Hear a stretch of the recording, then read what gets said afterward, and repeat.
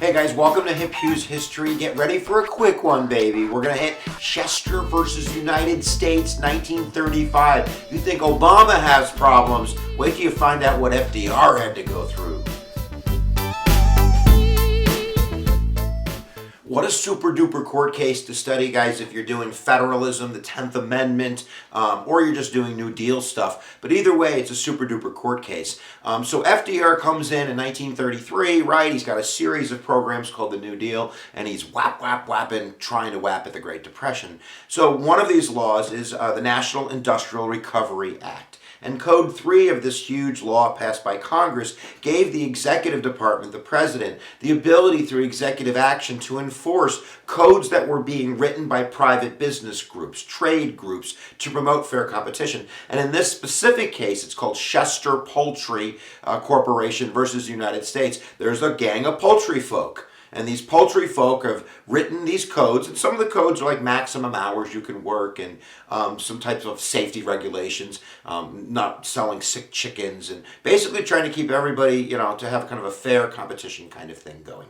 So what happens? Well, Schechter Poultry's done a couple things wrong. They sold a couple sick chickens, and they're also violating the rule that required straight killing. And really quick, it's kind of funny. If you were a customer according to this code or this rule being enforced by FDR, and you stuck your hand in the chicken coop, you couldn't pick the chicken you wanted to kill. You had to pick the first chicken that touched your hand. And I guess there was laughter in the court when they heard this. But basically, let's get to the decision now. So the question is, can Congress, through NERA, give the president the ability to enforce codes and regulations that are being passed by these trade groups? And secondary, does the Interstate Commerce Clause, because that's where the federal government's getting this power, give them the ability to regulate things like the way you kill a chicken, or can you sell a chicken to a guy with a hat? So let's giddy up and...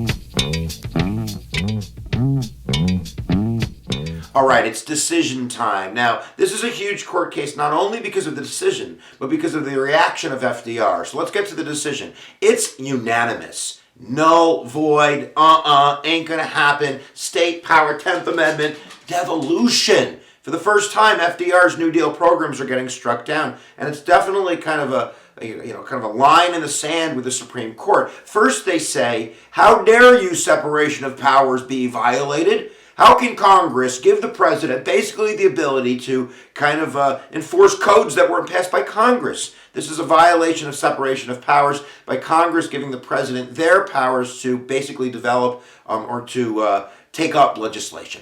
And secondary, and this is the big one, is that they're going to shut them down on Interstate Commerce Clause. The Interstate Commerce Clause, this idea that, look at where'd Schechter get his poultry? Well, he got it from Philadelphia and he's selling them in Brooklyn. So therefore, it's under interstate commerce, and look at my hand, and the federal government can regulate it. And what the court says is, no, you've just gone too far, because what Schechter is doing by selling these chickens, he's engaging in intrastate. He's not doing interstate. Interstate can't go from the beginning all the way to the time you pluck the feather out on the butcher table. So basically what they're saying is this is a violation of 10th Amendment. These types of economic regulations aren't necessarily out of the box cray-cray, but if they're going to be done, they're going to be done by localities and by state, by the people that live there, not by the federal government. It's too much centralized government. So that's basically the decision. It's a shutdown. But what's the reaction? Stay tuned. Oh, FDR's really mad. Watch the video on court packing, all right? Because what FDR is going to do is he's going to propose that Congress write a new law that increases the number of justices on the Supreme Court, because that's not in the Constitution. They can do that. And then, of course, who picks the Supreme Court justices? Let me give this the think of. FDR would.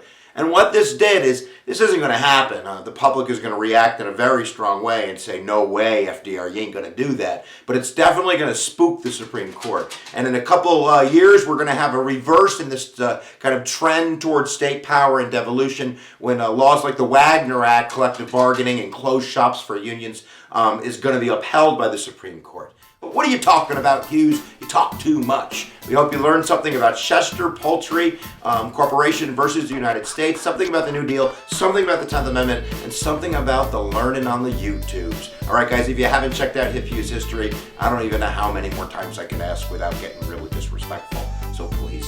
All right, there you go. Where attention goes, energy flows. We'll see you next time when we do the teaching on the YouTubes.